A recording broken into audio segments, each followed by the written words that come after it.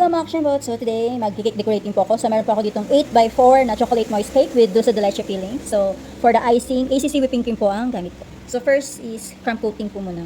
So I start with the side hanggang sa fully makover siya ng icing. So thin layer lang muna ng icing para pag sa second layer na natin, wala nang sasamang mga crumbs ng cakes para malinis po siyang tingnan.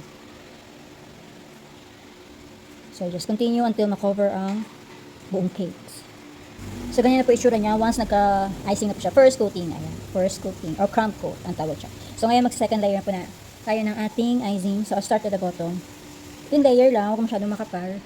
Kasi, pag masyadong makapal, pwede maulaw yung mga clients nyo, customer nyo sa kapal ng icing. Although, ACC is, masarap siya. Lasa at mabango po siya. Small butter. So, ayan.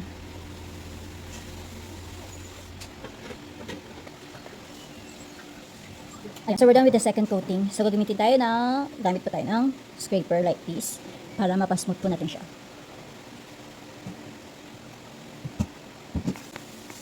Para lang po kayong naglalagay ng semento. Ayan. So yung mga parang uka-uka, lalagyan lang natin yun. Para pumantay po siya. Yung once na nalagyan nyo na, start ulit tayo magpakinis. Sa gilid, as you can see, makinis na po siya. So, sa top naman tayo. So, gagamitin niyo po yung pinakailalim, kaganyan. So, very mild. Papasok. Ayan, para mapasok po.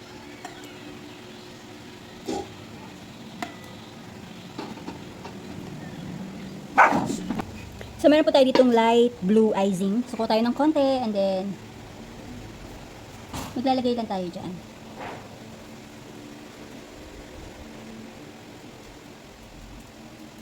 So, ayan, nalagyan na natin yung buong cake. So, ang gagawin natin is scrape natin siya using this again para kumalat at mag-blend po siya sa ating cakes. So, ayan po, makikita nyo. That's what it looks like. So, ayan, maglalagay tayo ng ating decor. May silver tayo dito, jargis, and then white. Yung gold sa ibabaw niya. So, white first. Kung nyo bet ilagay, pwede.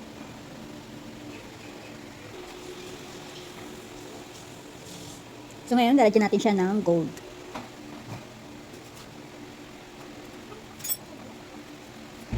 So, ayan na yung itsura niya. So, ngayon, continue, decor tayo.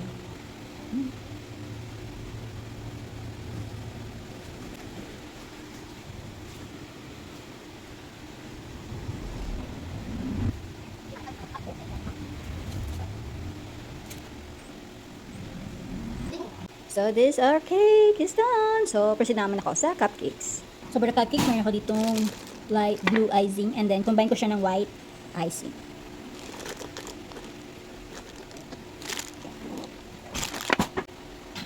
And then we're going to pipe.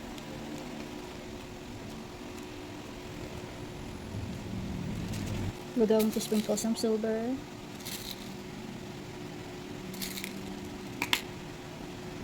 Then we're going to add our toppers.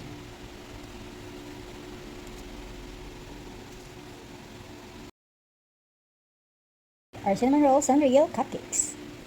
Thank you for watching. Bye.